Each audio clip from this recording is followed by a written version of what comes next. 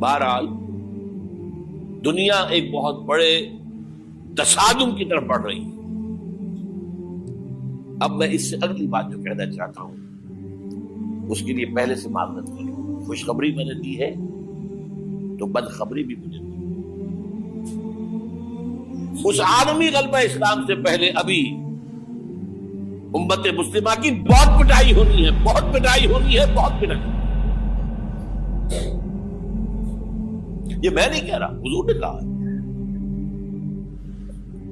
کتاب الملاحم احادیث کی کتابوں کے آخر میں یہ 4 ابواب جو آتے ہیں جن کو عام طور پر علماء بھی نہیں پڑھتے، اس لیے کہ ان سے کوئی فقہی مسئلہ تو نکلتا نہیں، ان سے کوئی شرعی حکم نہیں نکلتا، وہ تو پیشین گوئیاں ہے.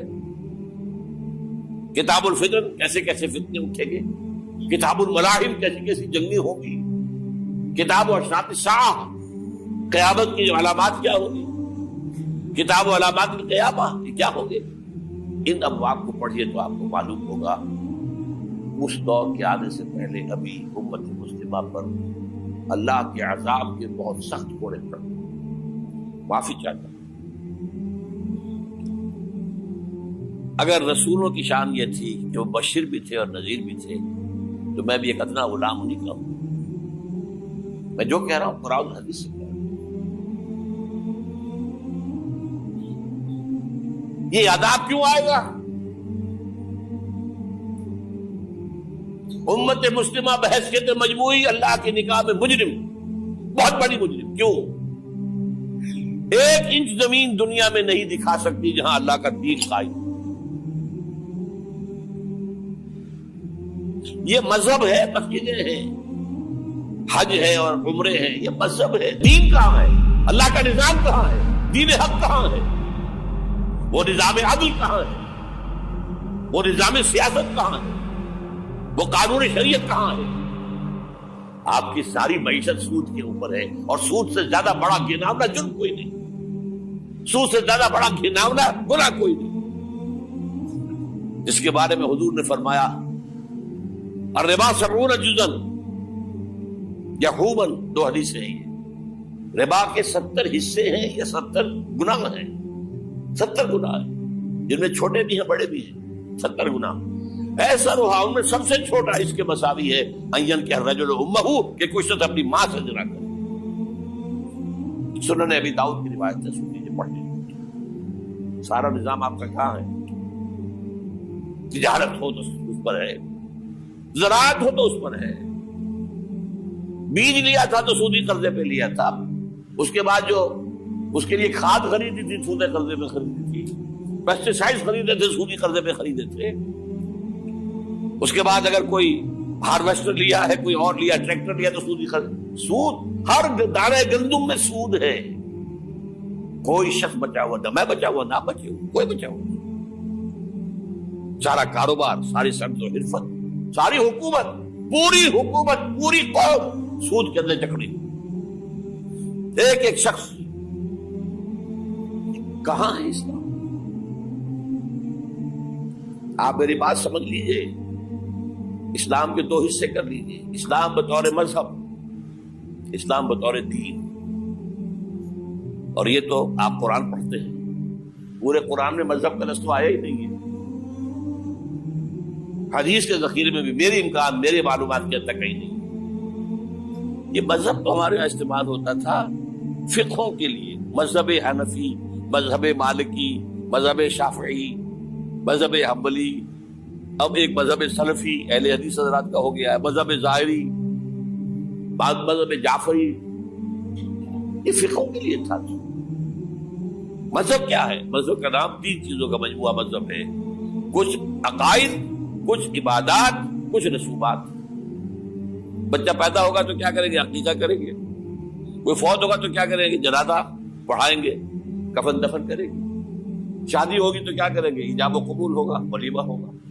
یہ رسومات ہے. دین یہ نہیں ہے. دین ہے اللہ کا دین، اللہ کا نظام، اللہ کا قانون.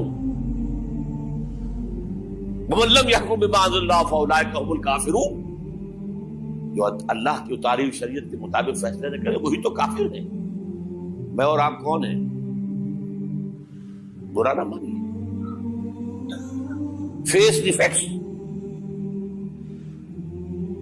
اور یہ فتویٰ کس کا ہے؟ اللہ کا ہے. وَمَن لَّمْ يَحْكُم بِمَا أَنزَلَ اللَّهُ فَأُولَٰئِكَ هُمُ الْكَافِرُونَ وَمَن لَّمْ يَحْكُم بِمَا أَنزَلَ اللَّهُ فَأُولَٰئِكَ هُمُ الظَّالِمُونَ وَمَن لَّمْ يَحْكُم بِمَا أَنزَلَ اللَّهُ فَأُولَٰئِكَ هُمُ الْفَاسِقُونَ. 3 فتوے ہیں اس مفتی اعظم کے جو ہماری اتاری ہوئی شریعت کے مطابق فیصلے نہیں کرتے. وہی تو کافر ہے, وہی تو مشرک ہے, وہی تو فاسق ہے, ناہنجار ہے, باغی. یہ ہے امت مسلمہ کا حال. اب میں یہاں آپ کو اختصار سے بیان کرتا ہوں حضور کا طریقے انقلاب کیا تھا. اختصار تفصیل سے کتابوں میں دیکھیے. نمبر 1, دعوت ایمان بذریعہ قرآن. یتلو علیہم آیاتہ. آج جمعے میں نے اسی آیت پر تقریر کی. تلاوت آیات, قرآن پڑھ کے سناؤ, قرآن پڑھ کے سناؤ, قرآن پڑھ کے سناؤ. کہہ دو وہی تو ہے جس نے تم کو پیدا کیا اور تمہارے کان اور آنکھیں اور دل بنائے, مگر تم کم ہی احسان مانتے ہو. کہہ دو کہ وہی ہے جس نے تم کو زمین میں پھیلایا اور اسی کے روبرو تم جمع کیے جاؤ گے. کیا یہ کسی کے پیدا کیے بغیر ہی پیدا ہو گئے, یا یہ اپنے آپ کو خود پیدا کرنے والے ہیں, یا انہوں نے آسمانوں اور زمین کو پیدا کیا ہے؟ نہیں, بلکہ یہ یقین ہی نہیں رکھتے. تو کیا ہم پہلی بار پیدا کر کے تھک گئے؟ نہیں, بلکہ یہ اثر نو پیدا کرنے کے بارے میں شک میں پڑے ہوئے ہیں. اور ہم ہی نے انسان کو پیدا کیا ہے, اور جو خیالات اس کے دل میں گزرتے ہیں ہم ان کو جانتے ہیں, اور ہم تو رگے جان سے بھی زیادہ اس کے قریب ہیں. اور کافر انسان کہتا ہے کہ جب میں مر جاؤں گا تو کیا زندہ کر کے نکالا جاؤں گا؟ کیا ایسا انسان یاد نہیں کرتا کہ ہم نے اس کو پہلے بھی تو پیدا کیا تھا جبکہ وہ کچھ بھی چیز نہ تھا؟ سو تمہارے پروردگار کی قسم ہم ان کو جمع کریں گے اور شیطانوں کو بھی, پھر ان سب کو جہنم کے گرد حاضر کریں گے اور وہ گھٹنوں پر گرے ہوئے ہوں گے. وہی زندہ کو مردے سے نکالتا ہے اور وہی مردے کو زندہ سے نکالتا ہے, اور وہی زمین کو اس کے مرنے کے بعد زندہ کرتا ہے, اور اسی طرح تم دوبارہ زمین میں سے نکالے جاؤ گے.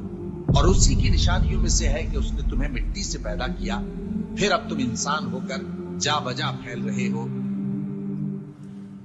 اس قرآن کے ذریعے سے دلوں میں ایمان پیدا ہو, یقین والا ایمان. دیکھیے, برا نہ مانے, مغالطے میں نہ رہیے. میرے اور آپ کے دلوں میں ایمان نہیں ہے, عقیدہ ہے. عقیدہ ہے, والدین سے ملا ہے. یقین والا ایمان کہاں ہے؟ اپنے گریبان میں جھانکیے, اللہ آپ کو توفیق دے. کیا مجھے واقعی یقین ہے کہ مجھے مرنے کے بعد جی اٹھنا ہے؟ کیا مجھے یہ واقعی یقین ہے کہ اصل زندگی آخرت کی زندگی ہے؟ کیا مجھے واقعی یقین ہے کہ قرآن اللہ کا کلام ہے؟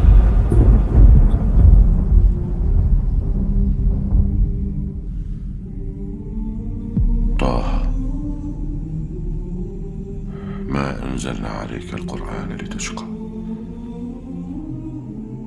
إلا تذكرة لمن يخشى تنزيلا ممن خلق الأرض والسماوات العلى الرحمن على العرش استوى له ما في السماوات وما في الأرض وما بينهما وما تحت الثرى وأن تجهر بالقول فإنه يعلم السر وأخفى الله لا إله إلا هو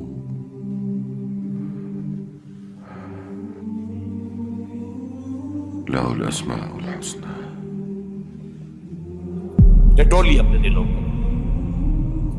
اگر یقین ہوتا کہ اللہ کا کلام ہے تو آپ اس کو سمجھنے کے لیے عربی بھی نہ سیکھ سکتے. انگریزی آپ پڑھے, اور پڑھی آپ نے ایسی کہ انگریزوں کو پڑھا دے. کیا نہیں کیا, پی ایچ ڈیز کر رہے ہیں, کون کون سے فنون نہیں سیکھے, ڈاکٹر.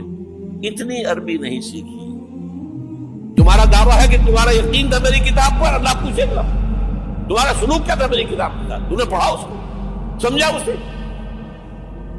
اسے سمجھنے کے لیے عربی سیکھی؟ تو تم جھوٹ بول رہے ہو، تمہارا کوئی ایمان نہیں تھا میری کتاب۔ ما آمن بالقرآن من استحل محارمہ، جنہوں نے سود کو اپنے پورے نظام کی جڑ بنیاد بنایا ہو، ان کا ایمان کوئی ہے اللہ پر؟ حضور فرماتے ہیں کہ جس شخص نے حرام کسی شے کو اپنے لیے حلال کر لیا اس کا کوئی ایمان نہیں۔ دوبارہ آج بھی کرنا ہے تو دوبارہ ایمان پیدا کرنا ہوگا، ایمان، عقیدہ نہیں، ایمان، صرف لپ سروس نہیں، اقرار باللسان نہیں، تصدیق بالقلب۔ جو لوگ آئے جن کے دلوں میں ایمان پیدا ہوا پھر ان کا تزکیہ کیا، تطہیر فکر، تصفیہ قلب، تجلیہ روح، تزکیہ نفس، اندر کا باطن دھو دیا قرآن۔ جو بجا در رفت جان دیگر شمس، جان چو دیگر شو جان دیگر شمس۔ یہ قرآن جب کسی انسان کے اندر اتر جاتا ہے، اس کے اندر کی مکمل اوور ہالنگ، مکمل صفائی، دماغ کی صفائی غلط نظریات سے، دل کی صفائی غلط نیتوں سے، غلط ارادوں سے،